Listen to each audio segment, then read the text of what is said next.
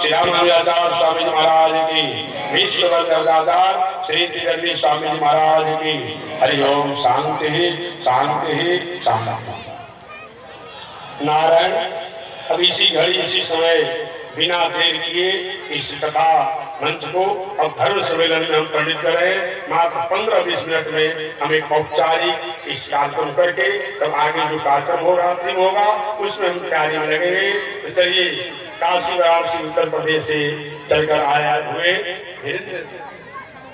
आचार्य धीरेन्द्र मनीषी जी, जो काशी वाराणसी से विद्वत वरण है, वे 5 मिनट में अपनी देववाणी संस्कृत और भी जो विदेशी भाषा सबके द्वारा मानव और राष्ट्र धर्म पर ही टिका हुआ है, इस पर 5 मिनट में अपनी व्याख्या देंगे।